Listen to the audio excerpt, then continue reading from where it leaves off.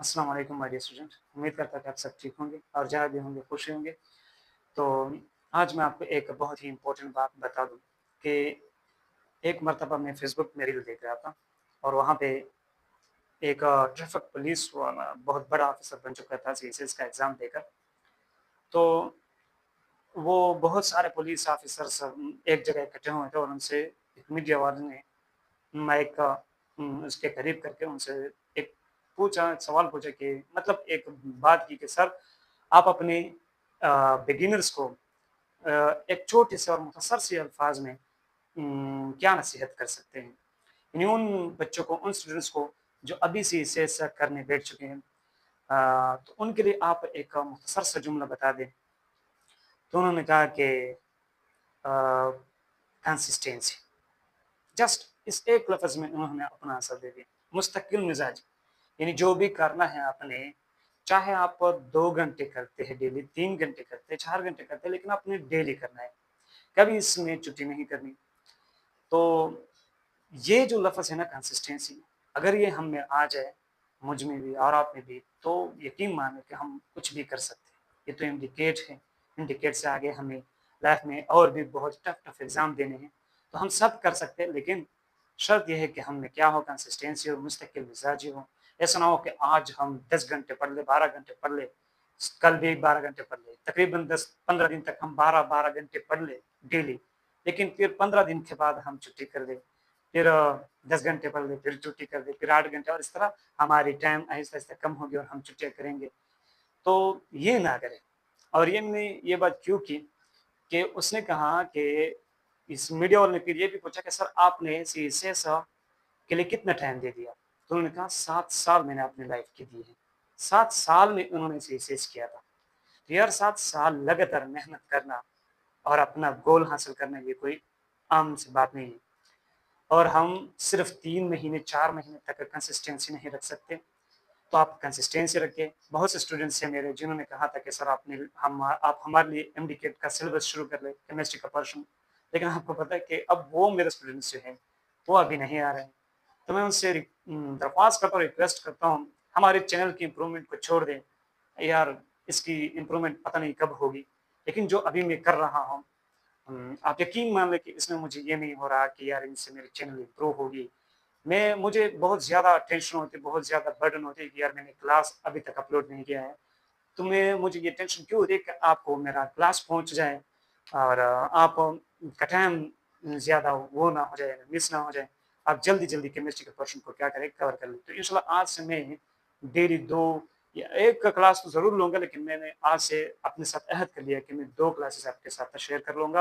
यानी यूट्यूब पे मैं 2 क्लासेस अपलोड करूँगा। लेकिन आपने भी क्या करना है, आपने भी अहद करना है कंसिस्टेंसी का। चाहे मुझे 2 बच्चे मेरे क्लास में देखते हैं, 3 देखते हैं, 6 देखते हैं, मुझे इनसे कोई परवाह नहीं। क्योंकि मुझे अब ये बिल्कुल सोचना ही नहीं कि मेरी चैनल इम्प्रूव हो जाए। हम मेहनत करते हैं आपके साथ और अगर आपको मेरी ये लेक्चर यानी जो भी बच्चा आएगा और मेरे लेक्चर देगा, अगर उसको पसंद आएगा तो वो उसको खुद इम्प्रूव करेगा, वो इसको खुद आगे बढ़ाएगा। लेकिन अगर मुझ में कमी है और मेरे लेक्चर में वो चीज़ नहीं है जो आपको पसंद आ जाए, तो मैं भी यही चाहूँगा कि मेरी चैनल क्या हो जाए, वो डाउन हो जाए, यानी वो कभी आगे बढ़े ही ना। क्योंकि अगर मेरे क्लास में, मेरे लेक्चर में वो मटेरियल नहीं है कि स्टूडेंट्स को फ़ायदा दे सके, तो ऐसे चैनल को इम्प्रूव होना ही नहीं चाहिए। तो चलो शुरुआत करते हैं हम अपने टॉपिक से। फर्स्ट ऑर्डर किनेटिक्स जो कि बहुत ही इम्पोर्टेंट टॉपिक है ये आज हमारा और ये आज हमारा लेक्चर 09 हो रहा है केमिकल काइनेटिक्स से। तो फर्स्ट ऑर्डर काइनेटिक्स को इससे पहले लेक्चर 08 में हम जीरो ऑर्डर काइनेटिक्स को पढ़ चुके हैं। तो ज़रा देख लें हमारे पास रिएक्शंस है A gives us a product और हम ये वाले रिएक्शंस पढ़ेंगे। मैंने कहा था कि दिस टाइप ऑफ रिएक्शन हमें 99% केसेस में मिलते हैं। तो इसके लिए हमारा रेट क्या हो जाएगा? Rate is equal to k concentration of A raise to power 1 क्योंकि ये क्या है फर्स्ट ऑर्डर काइनेटिक्स है। और इसके लिए हम रेट को इस तरह भी लिख सकते हैं कि rate is equal to -1 divided by 1 change in concentration of A with respect to time। अब मैं क्या कर सकता अगर मैं इसको इक्वेशन नंबर 1 का नाम दो और इसको इक्वेशन नंबर 2 का नाम दो, तो ये दोनों इक्वेशन आपस में क्या है? इक्वल है, ये भी रेट है, ये भी रेट है। तो हम क्या कर सकते हैं कि -1 divided by 1 change in concentration of A with respect to time is equal to k concentration of A raise to the power of 1। मैं क्या कर सकता हूँ कि इस 1/1 को उधर लेकर जाता हूँ, तो ये वाला 1 ऊपर हो जाएगा और ये वाला 1 नीचे आ जाएगा और माइनस का साइन बरकरार रहेगा। तो हम क्या कर सकते हैं कि ये हमारा क्या हो जाएगा, ये इस तरह हो जाएगा कि change in concentration of A with respect to change in time is equal to minus 1/1 k, यानी हम माइनस के लगा सकते हैं, minus k change in concentration of A raise to the power of 1। अब हम क्या कर सकते हैं, ये कंसंट्रेशन ऑफ ए है, ये भी कंसंट्रेशन ऑफ ए है, और ये चेंज इन टाइम को हम उधर लेकर जाते हैं और कंसंट्रेशन ऑफ ए को हम इधर लेकर आते हैं। तो ये क्या हो जाएगा कि change in concentration of A with respect to concentration of A, ये change in concentration of A है और इसको हम क्या कहते हैं, सिर्फ कंसंट्रेशन ऑफ ए कहते हैं, is equal to minus k change in time. Clear है? और इसको मैं नाम देता हूं इक्वेशन 3 का। अब हम क्या करते हैं, इस इक्वेशन 3 को इंटीग्रेट करते हैं। इंटीग्रेट यहां पर आपने लिखना है integrate equation 3, integrate equation 3। Equation 3 को इंटीग्रेट करें तो क्या हो जाएगा कि integration of change in concentration of A divided by concentration of A is equal to integration of minus k change in time. Clear है? अब अगर आपको पता हो तो पिछले क्लास में मैं ये बता चुका था कि जब हमारे पास टाइम 0 हो तो एक ही कंसंट्रेशन को हम मान लेते हैं इनिशियल कंसंट्रेशन, यानी वो इनिशियल कंसंट्रेशन ही होता है और इस इनिशियल कंसंट्रेशन को हम क्या कहते हैं, ए नॉट। जब हमारे पास टाइम 0 होता है एक ही कंसंट्रेशन ए नॉट है, मतलब इनिशियल कंसंट्रेशन। और जब हमारे पास टाइम टी है, यानी कुछ टाइम हो चुका है, तो इनिशियल कंसंट्रेशन ऑफ ए बराबर हो जाएगी ए के। और ये ए क्या है, concentration of A at any time, यानी हमारे पास कोई किसी भी टाइम पर जो ए की कंसंट्रेशन बच चुकी है उसको हम क्या कहते हैं, ए। तो मैं क्या कर सकता हूँ, इस इंटीग्रेशन को कहाँ से कहाँ लेकर जा सकता हूँ, integration from A not to A change in concentration of A divided by concentration of A is equal to, अच्छा यहाँ पर ये जो माइनस और के है, के जो है ये कांस्टेंट है और इसके साथ माइनस भी हम बाहर लेकर आते हैं और बाकी इंटीग्रेशन को छोड़ते हैं। यहाँ जो चूंकि टी है और टाइम को हम 0 से लेते हैं टाइम टी तक का, तो ये क्या हो जाएगा, चेंज इन टाइम। यहाँ तक हम आ गए। अब मैं आपको बता दूं कि जब हम लेते हैं डी एक्स बाई एक्स का इंटीग्रेशन, तो ये बराबर हो जाती है log ऑफ बेस ई की power x, log of base e की पावर एक्स। और अगर इसका इंटीग्रेशन क्या है, यहाँ पर लेट सपोज मैं लेता हूँ यानी एक्स नॉट और इसके ऊपर लेता हूँ एक्स, तो ये हो जाता है इस तरह कि एक्स नॉट और एक्स, ये याद रखें। अब हमारे पास क्या है, ये यानी इस वैल्यू को हमने इस तरह से सेट करना है। तो हमारे पास क्या हो जाएगा कि integration of from A not to A change in concentration of A with respect to concentration of A, यानी यहाँ हमने ए से इसको डिवाइड किया है, is equal to minus k from time 0 to time t change in time.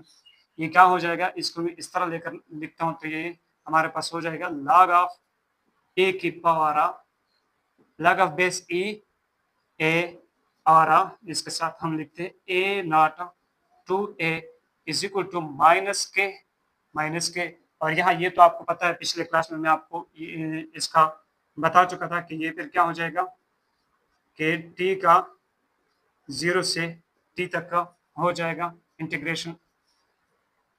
अब हम क्या कर सकते हैं कि log of base e A minus log of base e A not is equal to minus k from, अच्छा और ये यानी फाइनल से हम इनिशियल को माइनस करते हैं, फाइनल से हम क्या करते हैं, इनिशियल को माइनस करते हैं। ये पिछले लेक्चर में मैं आपको बता चुका हूँ कि ये हम किस तरह करते हैं। अगर आपको ये चीज़ नहीं आ रहा तो आप लेक्चर 08 को देख ले, ये मैं आपको आपके लिए रिकमेंड करता हूँ कि आप उसको देख ले अगर आपने इसको सीखना है, क्योंकि यहाँ से ये किस तरह आया है, यहाँ से ये किस तरह आया, फिर ये इनसे ये किस तरह आया और इनसे ये किस तरह आया।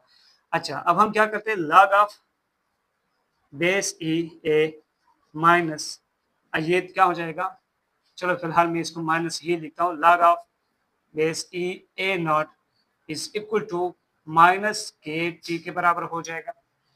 और ये क्या हो जाएगा, log of base e A is equal to log of base e A not minus k t. Clear है?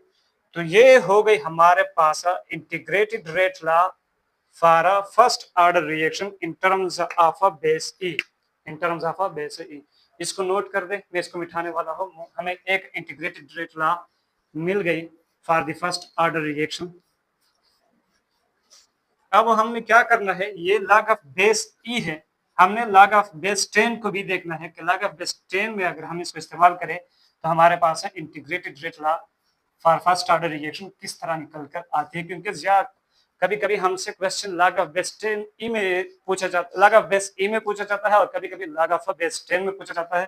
तो जो मेरे पास इंटीग्रेटेड रेट लॉ आ गई वो किस तरह आ गई, log of base e A is equal to log of base e A not minus k t. Alarm बजता है तो मैं इसको ऑफ कर दूं जरा।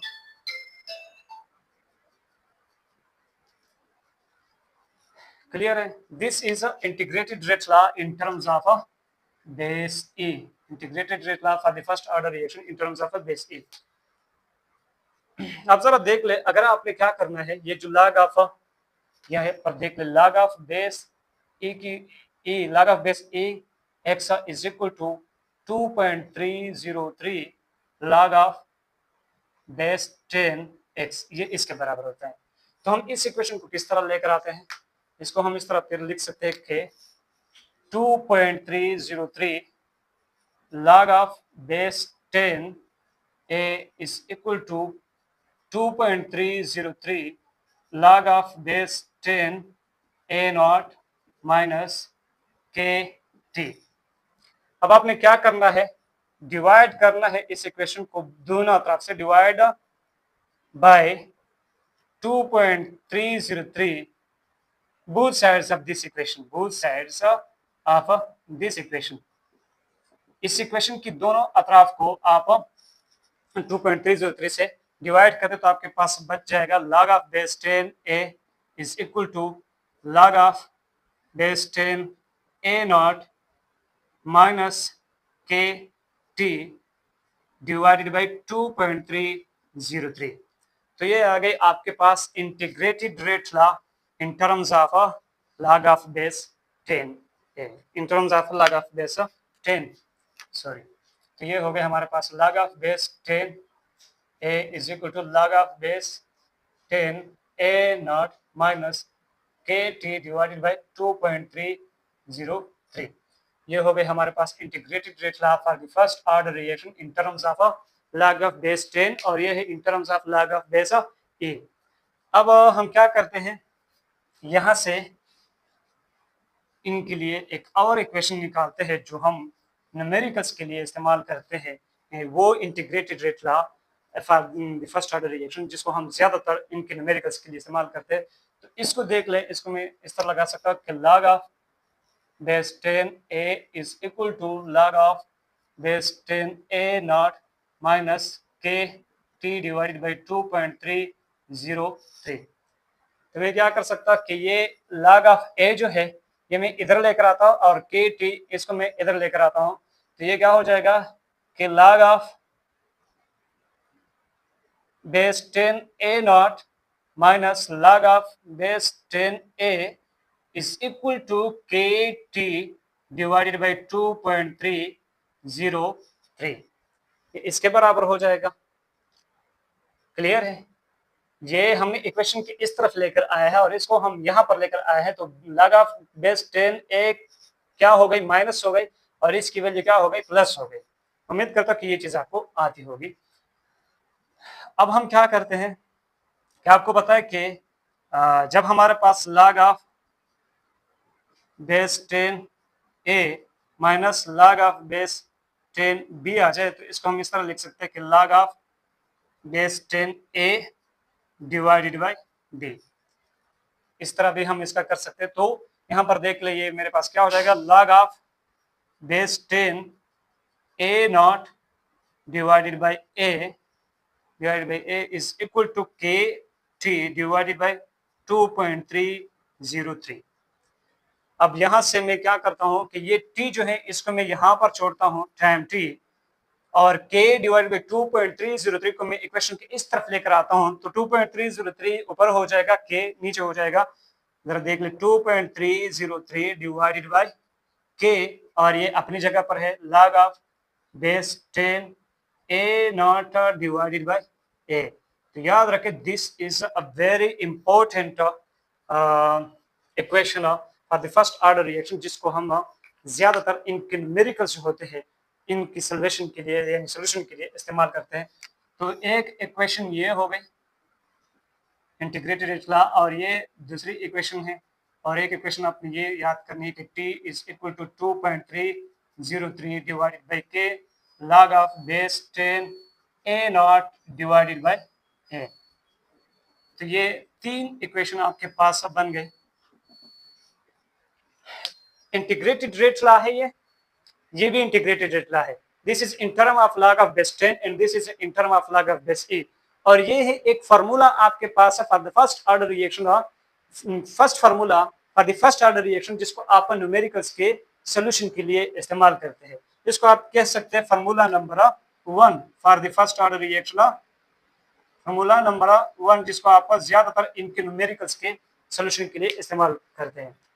और एक दूसरा फार्मूला है जो कि बहुत ही इंपॉर्टेंट है, और वो क्या है कि आपको पता था कि यहाँ हमारे पास जो log ऑफ बेस e था, log of base e a is equal to log of base e a not a minus k t. इस इक्वेशन का हम क्या कर सकते हैं कि इसको मैं इधर लेकर आता हूं, ये log of base e a not जो है ये मैं इधर लेकर आता हूं, तो ये क्या हो जाएगा, माइनस हो जाएगा log of base e a minus log of base e a not is equal to minus k t के बराबर हो जाएगा। क्लियर है? उम्मीद करता हूँ कि इसमें कोई कंफ्यूजन वाली बात नहीं होगी। अब जरा देख ले, मैंने आपसे यहाँ पर कहा था कि जब हमारे पास log of a minus log of b आ जाए तो ये बराबर होती है log of a divided by b के। यहाँ पर ये तो हमने इसके लिए लिखा था, तो इस वजह से, क्योंकि यहाँ पर log ऑफ बेस 10 था और यहाँ पर log ऑफ बेस e है, तो ये दोनों के लिए आप अप्लाई कर सकते हैं। ये इसके लिए भी अप्लाई कर सकते हैं, इसके लिए भी अप्लाई कर सकते हैं। तो ये क्या हो जाएगा, log of base e a divided by a not is equal to minus k t के बराबर हो जाएगा।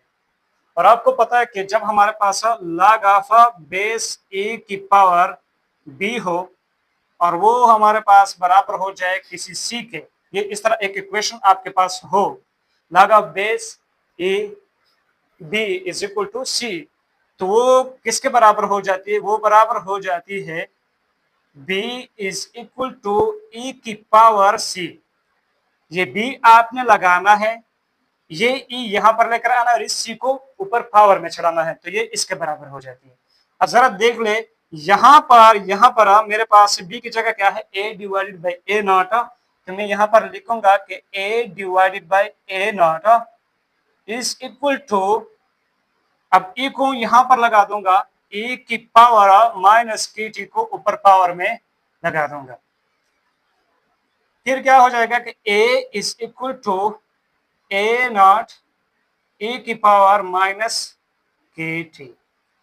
So this is very important equation and second formula for the first order reaction, which is used for the numericals of first order reaction. ये भी आपने note करना है, लेकिन जो आज हमने न्यूमेरिकल्स करने हैं वो हमने इस फार्मूले से करने हैं, हल करने हैं। तो याद रखें, ये भी आपने याद करना है और इसको भी साथ में याद रखना है, क्योंकि सारे फार्मूले जो है वो इम्पोर्टेंट है, सारे इक्वेशन जो है वो सारे बहुत ही इम्पोर्टेंट है। मैंने इसको मिटा दिया, उम्मीद करता हूं आपने लिखा हो। अब जरा देख ले, हमने इसका हाफ लाइफ नहीं पढ़ा है, फर्स्ट ऑर्डर रिएक्शन का हाफ लाइफ, क्योंकि जीरो ऑर्डर रिएक्शन का हमने हाफ लाइफ भी पढ़ा था और फुल लाइफ भी पढ़ा था, तो इसका भी हमने हाफ लाइफ पढ़ना है। तो ये हो गए आपके पास 4 इक्वेशन, और वो क्या आ गया, a is equal to a naught e की power minus k T.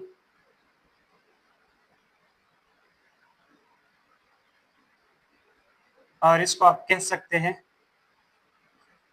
Second formula for the first order reaction, the first order reaction जिसके न्यूमेरिकल्स आप इनसे हल कर सकते हैं।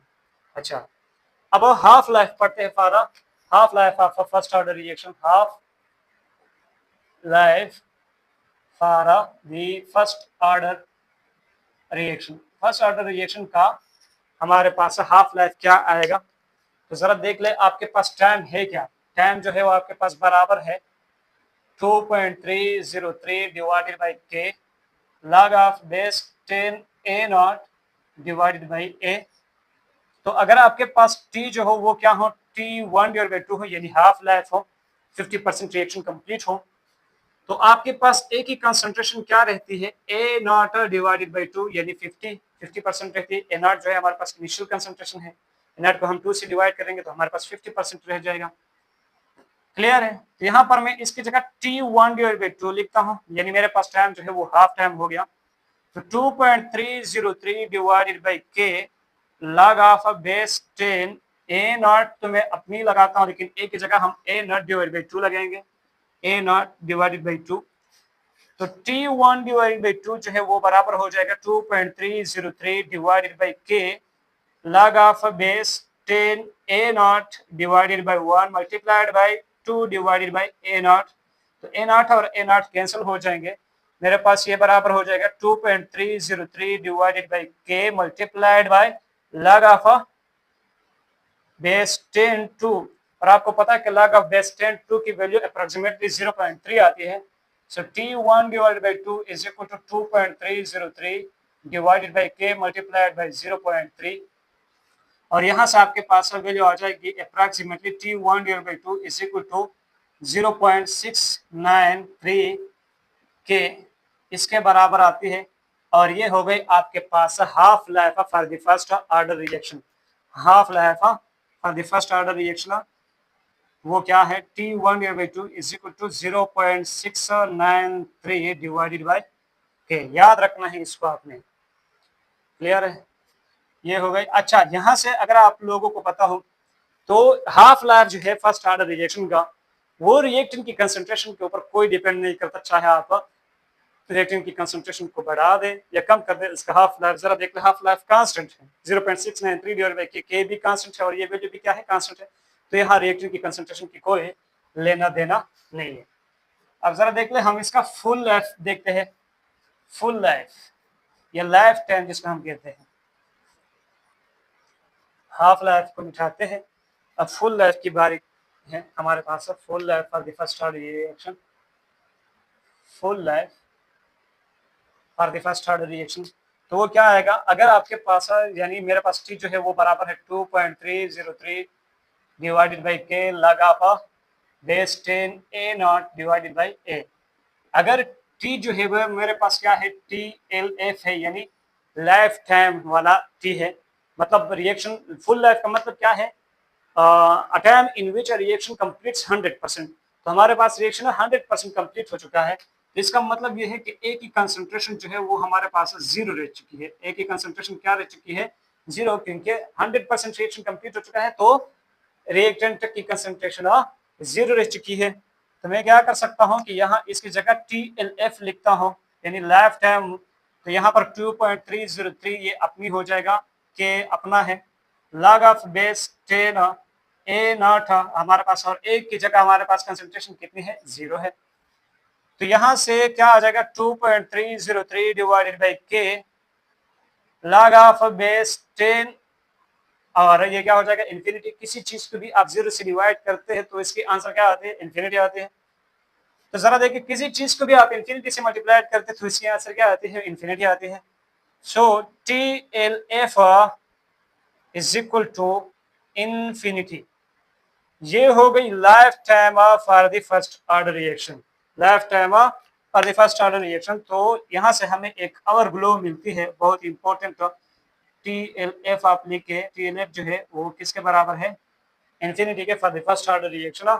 और यहां से ये बात जान ले it means that first order reaction जिसका ऑर्डर क्या हो, फर्स्ट हो, वो कभी भी कंप्लीट नहीं होते, वो कयामत जारी रहता है।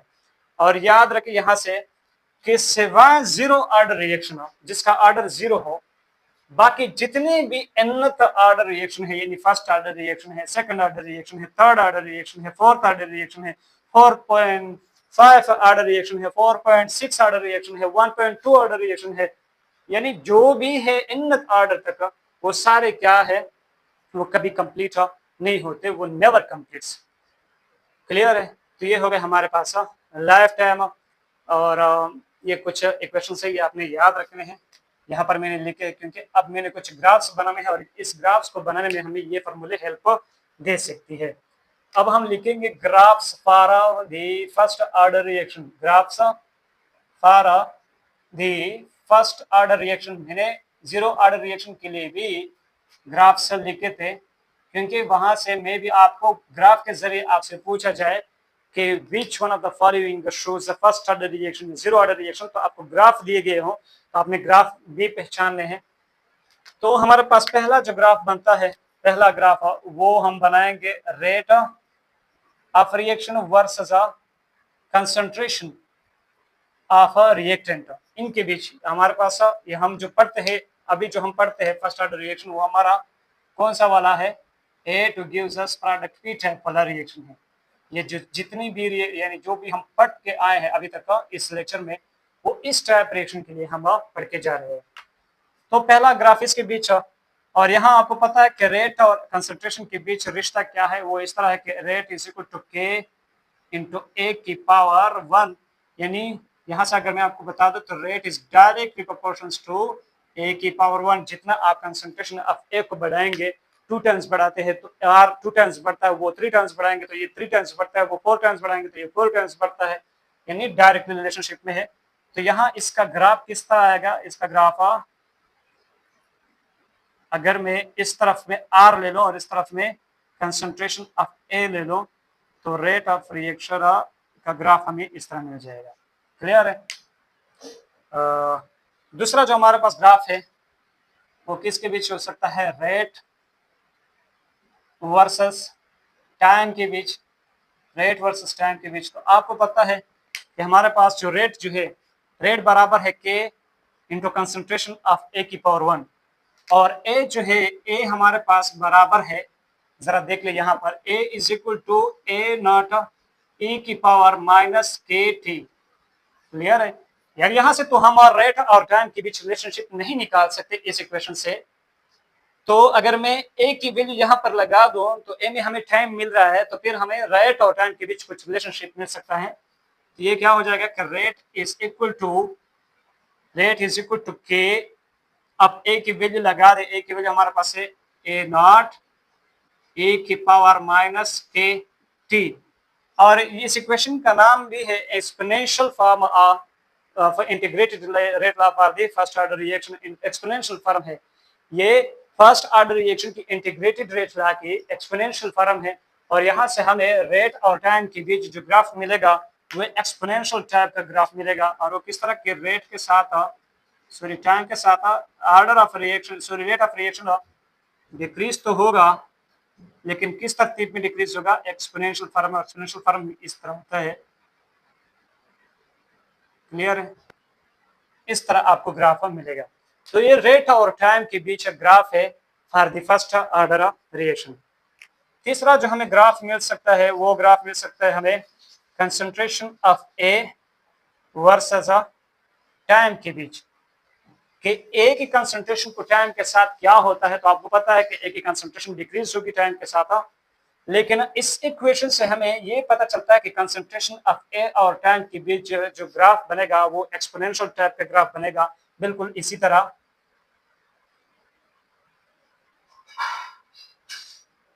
ये हम लेते हैं कंसंट्रेशन ऑफ ए और यहाँ पर लेते हैं टाइम, तो यहाँ पर भी जो हमें ग्राफ मिल रहा है वो एक्सपोनेंशियल टाइप का ग्राफ होगा। फिर हमारे पास आता है ग्राफ नंबर 4, और ग्राफ नंबर 4 हम लेते हैं log ऑफ बेस 10 ए की कंसंट्रेशन वर्सेस टाइम के बीच। तो इसके बीच जरा देख ले, log ऑफ बेस 10 और टाइम के बीच किस तरह रिलेशनशिप आता है। यहां से हम निकालते हैं log of base 10 a is equal to log of base 10 a not minus k t divided by 2.303। अब मैं क्या कर सकता हूं, इसको इधर लेकर आता हूं, तो log of base 10 a is equal to minus k t divided by 2.303 sorry ये सिर्फ इस तरफ कर दिया log of base 10 A naught को, क्योंकि इसको मैंने सिर्फ क्या करना था, स्ट्रेट लाइन इक्वेशन के साथ हमने इसको सीधा करना था, तो इसलिए ये चेंजिंग कर दी।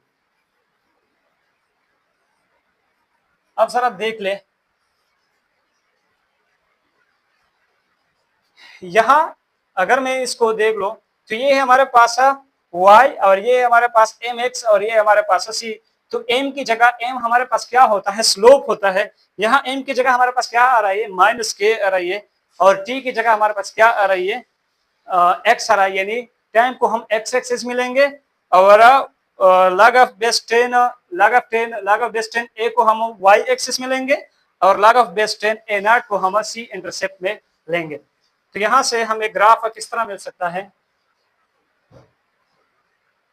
स्लोप जो है वो माइनस के बराबर है, मतलब नेगेटिव स्लोप है हमारे पास। नेगेटिव स्लोप के साथ यहां पर है हमारे पास log ऑफ बेस 10 a और यह है हमारे पास टाइम, क्योंकि टाइम हमारे पास एक्स एक्सिस में है। ये हो गई हमारे पास log of base 10 a not initial concentration, क्योंकि वो सी इंटरसेप्ट में है। यहाँ पर देख ले, ये हो गए हमारे पास थीटा, थीटा हमारे पास टेंजेंट थीटा, और ये बराबर है हमारे पास स्लोप, यानी और स्लोप जो है वो हमारे पास बराबर है माइनस के। तो नेगेटिव स्लोप के साथ ये ग्राफ मिल जाएगा आपको। तो log ऑफ बेस 10 a और टाइम के बीच ये वाला ग्राफ मिलेगा for the first order reaction. ये हो गई हमारे पास फोर्थ ग्राफ। फिफ्थ ग्राफ की बात करते हैं। फिफ्थ ग्राफ की बात हम कुछ इस तरह करेंगे कि हमारे पास जो ग्राफ बनेगा वो इस बार हम देखते हैं half life T1/2 versus A not के बीच, इनिशियल कंसंट्रेशन ऑफ ए और हाफ लाइफ के बीच हम ग्राफ देखते हैं। तो यहां से ग्राफ हमें किस तरह मिलती है, जरा देख ले। इनिशियल सॉरी हाफ लाइफ और इनिशियल कंसंट्रेशन के बीच कोई रिलेशनशिप नहीं है। आप चाहे इनिशियल कंसंट्रेशन को कम ले या इनिशियल कंसंट्रेशन को ज्यादा ले, आपके हाफ लाइफ को कोई फर्क नहीं पड़ता। यहाँ पर देख ले इसकी वैल्यू क्या है, कांस्टेंट है। तो यहाँ से जो हमें ग्राफ मिलेगा वो किस तरह मिलेगा, बिल्कुल इस तरह ग्राफ मिल जाएगा। लेट सपोज यहाँ हमारे पास T1/2 है और यहाँ हमारे पास है ए नॉट। यहाँ पर हमारे पास हाफ लाइफ था, तो आपने ए नॉट को बढ़ा दिया, इनिशियल कंसंट्रेशन को थोड़ा ज्यादा ले लिया, फिर ज्यादा ले लिया, फिर ज्यादा ले लिया, लेकिन आपके हाफ लाइफ को कोई फर्क नहीं पड़ता, वो जहां पर है वहां पर है। क्लियर है। तो ये हो गए आपके पास fifth graph about first order reaction between half life and initial concentration of A.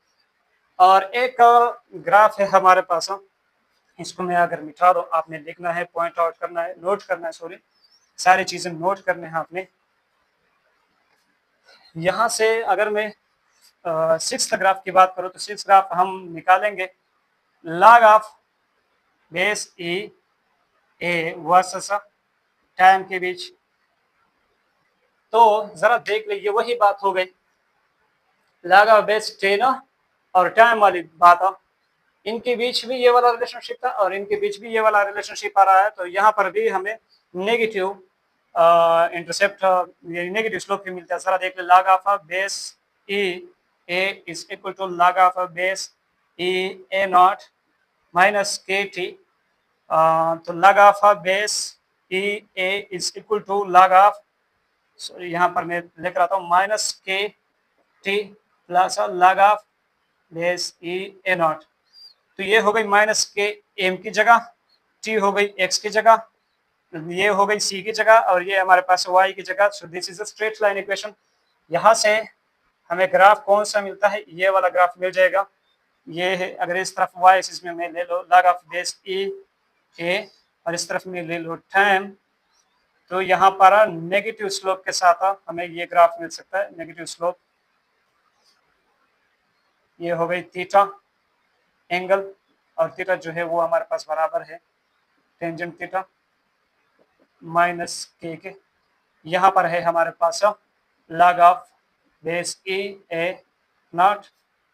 Clear है? तो ये वाला ग्राफ आपको मिलेगा between log of base e A versus time के बीच। तो ये हो गई 6 graphs for the first order reaction. सारे नोट करने हैं क्योंकि यहाँ से भी आपको कोई ना कोई एमसीक्यूज मिल सकता है, तो कुछ भी आपने छोड़ना नहीं है। जो भी मैं आपको बता रहा हूँ बुक्स में ये चीज़ें आपको नहीं मिलेंगे, स्पेशली जो हमारा बुक बोर्ड पेशावर है उसमें तो काफ़ी कम सी चीज़ें हैं, और हमारे स्टूडेंट्स जो होते हैं वो सिलेबस यानी बुक को बहुत ही ज़्यादा बार पढ़ लेता है, लेकिन जब वो एग्जाम के लिए बैठता तो वो कहता है कि यार आउट ऑफ कोर्स चीज़ें आएगी।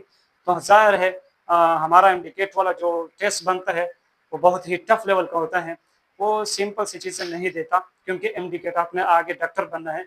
तो डॉक्टर बनने के लिए हम सिर्फ एफएससी तक तो हम यानी इस तरह स्टडी तो नहीं करेंगे, हमने डीप चीज़ों को पढ़ना है क्योंकि हमें आगे डॉक्टर बनना है। तो आपने भी इस तरह ही स्टडी करनी है, जिस तरह मैं आपको पढ़ाता हूँ आप उस तरह ही चीज़ों को गेन कर लें। अब हम कुछ न्यूमेरिकल्स करते हैं। मेरे टाइम को देख लो, अगर टाइम ज़्यादा हुआ है तो हम न्यूमेरिकल्स के लिए एक और क्लास लेते हैं। टाइम तो है, तो न्यूमेरिकल्स क्या हो जाएंगे हमारे पास, कुछ न्यूमेरिकल्स है for the first order reaction. जल्दी जल्दी में आपके लिए हल कर दो कुछ न्यूमेरिकल्स इन अ फर्स्ट ऑर्डर रिएक्शन। पहला हमारे पास है एक रिएक्शन है जिसमें ए हमें प्रोडक्ट पी दे रहा है और ये फर्स्ट ऑर्डर रिएक्शन है। फर्स्ट ऑर्डर रिएक्शन अब कहता है कि यहाँ पर कंसंट्रेशन ऑफ रिएक्टेंट्स जो है, कंसंट्रेशन ऑफ रिएक्टेंट्स यानी ए की कंसंट्रेशन जो है वो डिक्रीज हो रही है। क्या हो रही है? डिक्रीज हो रही है। कितनी डिक्रीज हो रही है? फ्रॉम 400 मोल पर डीएम क्यूब टू 100 मोल पर डीएम क्यूब। ए की कंसंट्रेशन डिक्रीज हो रही है 400 मोल पर डीएम क्यूब से 100 मोल पर डीएम क्यूब, यानी 300 मोल पर डीएम क्यूब ए यूज हो रही है। और टाइम कितना दिया है? इन 2.303 मल्टीप्लाइड बाई 10⁻³ सेकेंड्स। इसमें ये क्या हो रहा है? ये रिएक्शन हो रहा है। तो वो कहता है कि फाइंड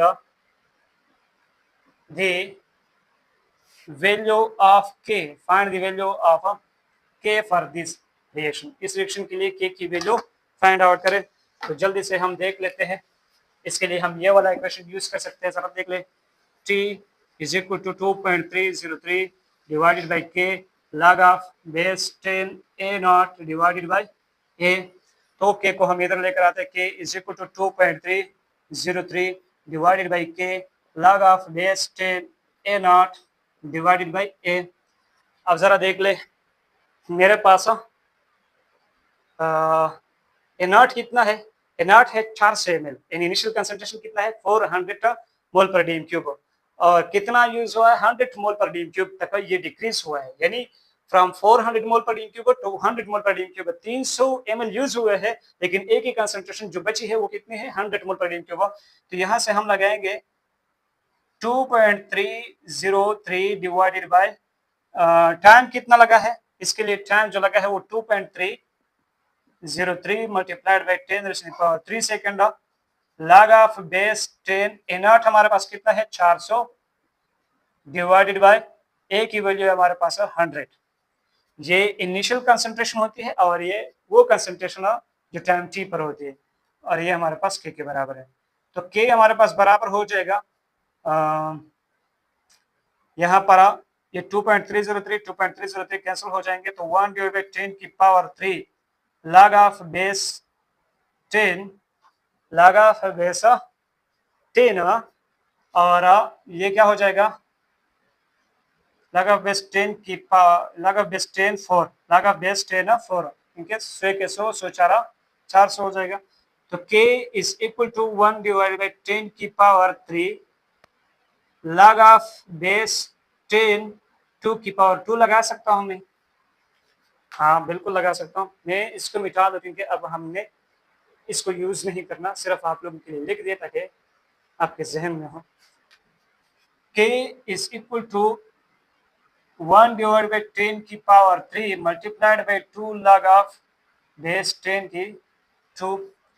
क्लियर है? हम पावर को आगे लेकर आते हैं, ये लॉग रूल से आपको पता होगा। तो क्या हो जाएगा, k इज इक्वल टू 1/10 की पावर 3 मल्टीप्लाइड बाई 2 और log ऑफ बेस 10 2 हमारे पास बराबर होती है अप्रोक्सीमेटली 0.3 के। तो यहाँ हमारे पास आता है आंसर 1/10 की पावर 3 मल्टीप्लाइड बाई 0.6 और ये हो जाएगा k हमारे पास बराबर हो जाएगा 0.6 multiplied by 10 raise to the power of -3। इसको हम ले सकते हैं कि k is equal to 6 multiplied by 10 raise to the power -4। तो k की वैल्यू हमारे पास है, ये आ गई इस रिएक्शन के लिए। उम्मीद करता हूँ कि आपको ये क्वेश्चन समझ में आ चुका होगा। अब मैं इसको मिटा दूँ, नेक्स्ट क्वेश्चन करते हैं न्यूमेरिकल्स।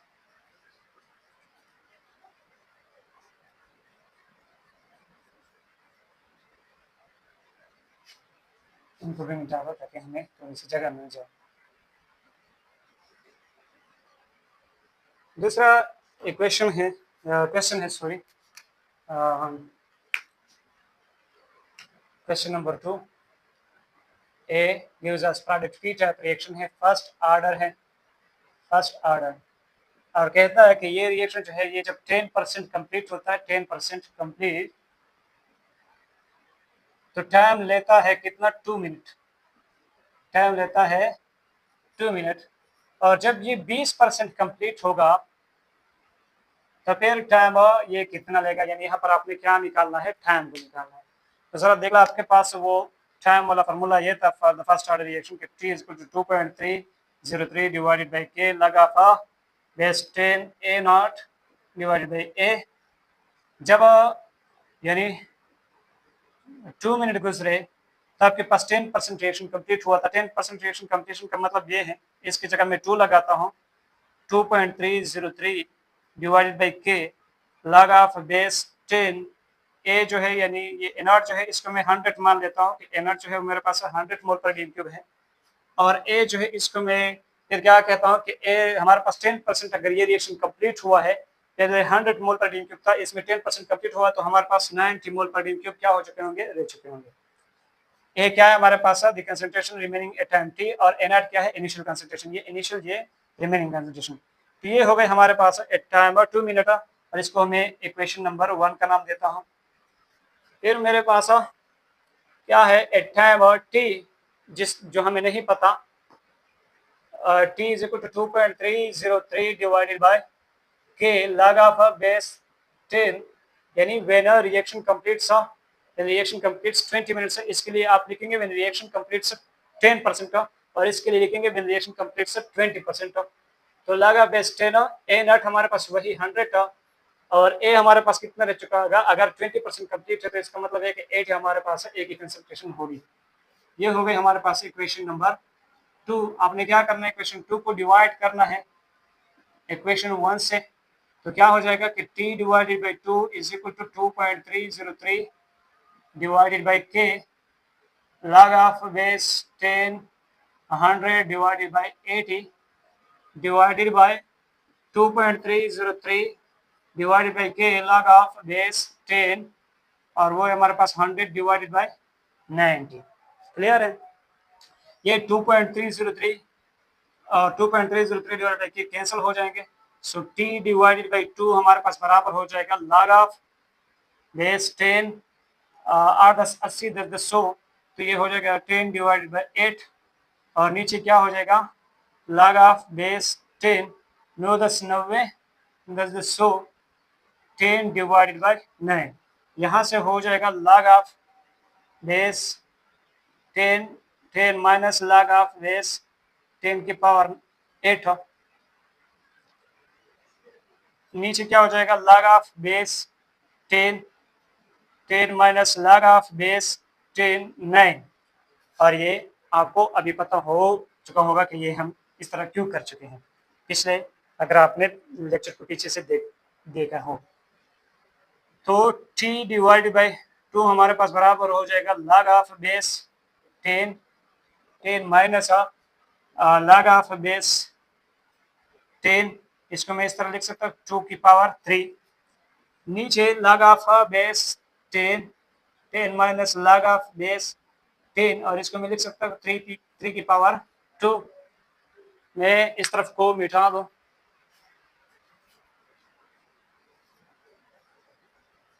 तो क्या हो जाएगा कि t divided by 2 is equal to log of base 10 जो होता है वो हमारे पास बराबर होता है 1 के। अच्छा, ये log ऑफ बेस 10 जो है ये आपकी बुक्स में हमेशा log ही दिया होता है, क्लियर है। हमारे फर्स्ट ईयर में जो log दिया होता है वो log ऑफ बेस 10 ही होता है, वहां पर ये 10 नहीं दिखाया होता। मतलब वहां पर जब हम कहते हैं log 10 और इज इक्वल टू 1, तो इसका असल में मतलब होता है log of base 10 is equal to 1, clear है। तो t divide by 2 is equal to 1 minus minus minus 3, और log ऑफ बेस 10 2 जो होता है वो बराबर होता है 0.3 के। आपको पता है log का रूल ये है कि log ऑफ e की पावर x हमारे पास होती है x log of e, log of base 10 ये वाला रूल, क्लियर है। और बुक में ये लिखा होता है कि log ऑफ e की power x is equal to x log of e। हमेशा यानी हमारे बुक में जो है वो सारे log of base 10 he use हुआ है, और log ऑफ बेस 10 को 10 यानी इन्होंने नहीं यूज किया है, 10 को हाइड किया हुआ है ज्यादातर, यानी 10 बिल्कुल दिखाया नहीं है हमारे बुक में। तो 1 minus 3 0 multiplied by 0.3, log of 2 जो होता है वो हमारे पास 0.3 के इक्वल होता है अप्रॉक्सीमेटली। नीचे हमारे पास log ऑफ बेस 10 या log ऑफ 10 हमारे पास बराबर होती है 1 के, माइनस ये पावर है ये आगे आ जाएगा, और log ऑफ बेस 10 3 या log ऑफ 3 है जो होता है वो हमारे पास बराबर होता है 0.48। तो यहाँ से बचता है t divide by 2 is equal to 1 minus यहाँ से आएगा 3 3 9 0.9, और यहाँ से आएगा 1 minus 2 multiplied by 8 multiplied by 4 0.96। तो ये आ गई 0.1 डिवाइडेड बाई 0.04, और यहाँ से बनती है t divided by 2 is equal to 10 divided by 4, और फिर क्या कर सकते हैं हम 10 डिवाइडेड बाई 4 मल्टीप्लाइड बाई 2, ये दो दो यानी 2 दूनी 4, तो यहाँ से आंसर मिलता है 5। सो आपका टाइम कितना हो चुका होगा, जब आपके पास ये रिएक्शन 20% कंप्लीट होगा तो उसके लिए टाइम हमसे 5 मिनट लगेंगे अप्रॉक्सीमेटली। आंसर 5 ही होगा, ये एग्जैक्टली 5 नहीं आता क्योंकि हमने बहुत ज़्यादा जगह वैल्यूज को राउंड अबाउट किया है, यानी उसको, हाँ बिल्कुल, इशारे के बाद जो टर्म जो डिजिट्स आते हैं उसको हम राउंड आउट करते हैं, क्या कहते हैं आप मैथमेटिक्स वाले। तो इस वजह से यहाँ पर एग्जैक्टली में भी आपको 4 पॉइंट कुछ वैल्यूज मिल जाए, तो ये क्या है अप्रॉक्स वैल्यू है। तो 5 के जो करीब होगा आपको उस वैल्यू को क्या करना है, टिक मार्क कर देना है। अब हम करते हैं क्वेश्चन नंबर 3 को।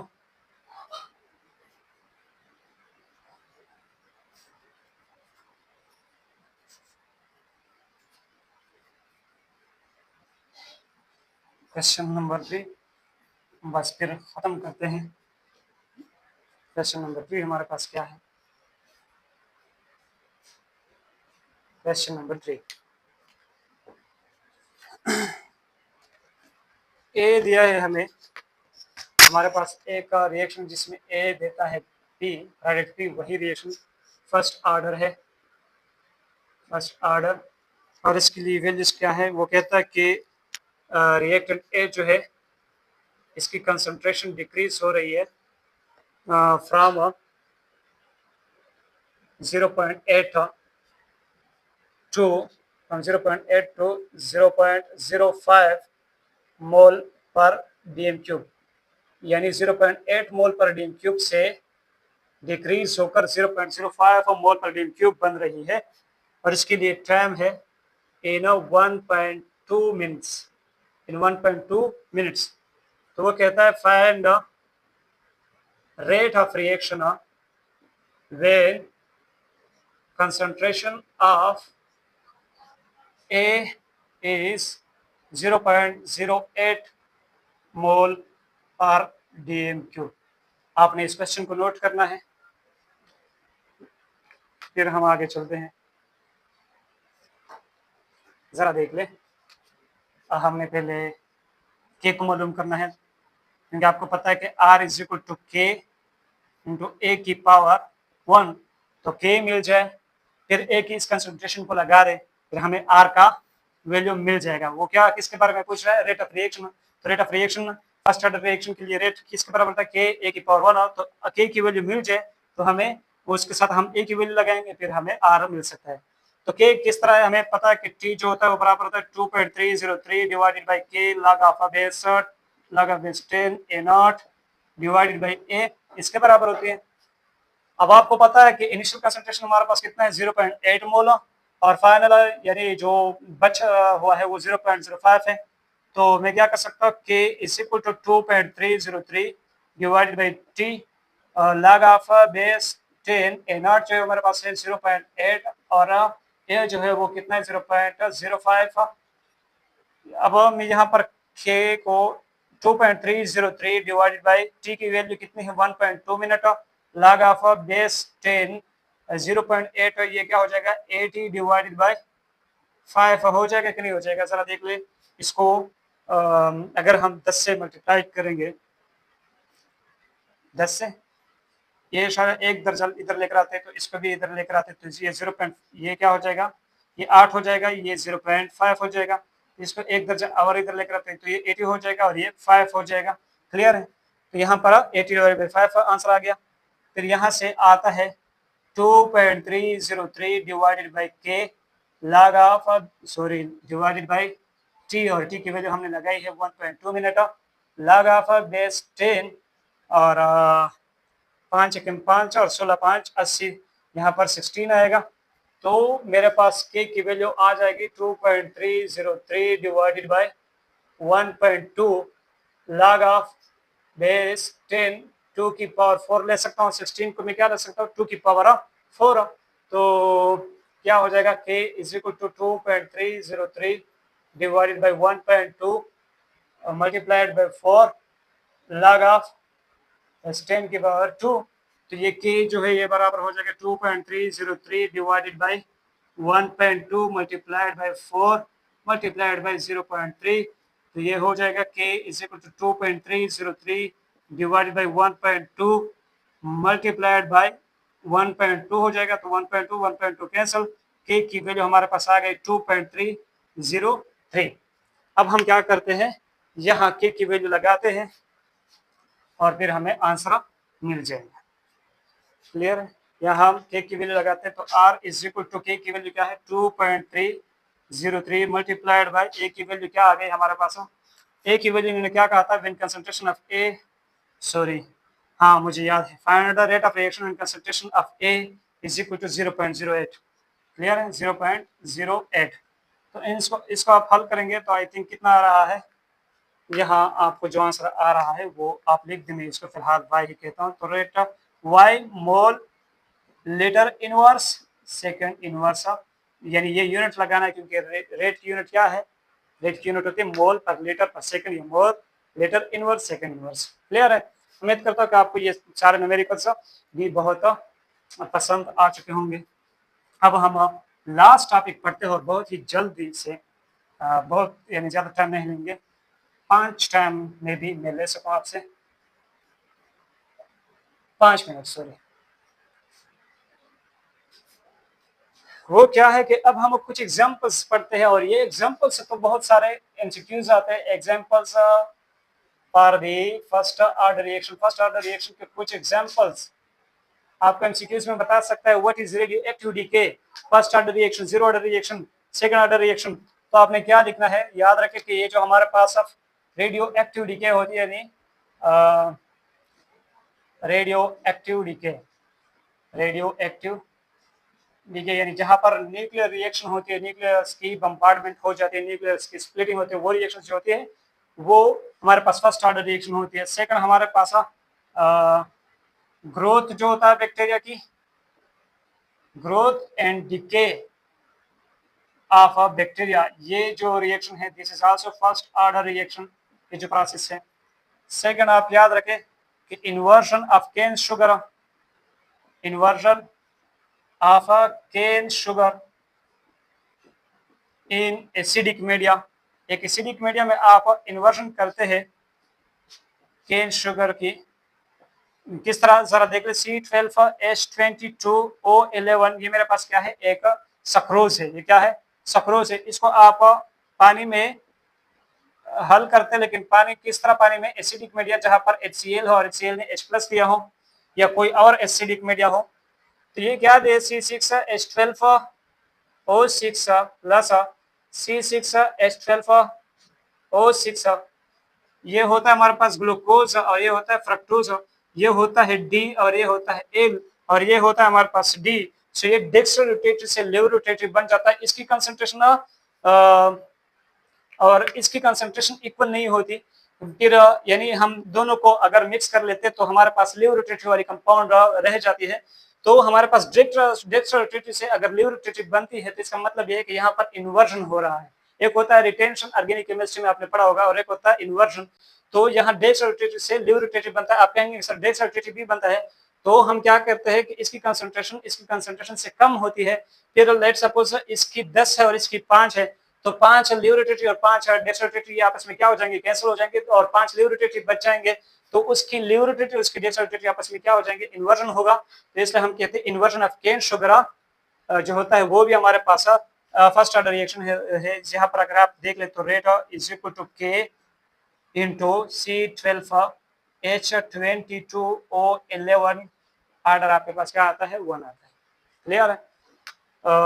दूसरा जो हमारे पास सॉरी चौथा पॉइंट जो है वो है कि डिसोसिएशन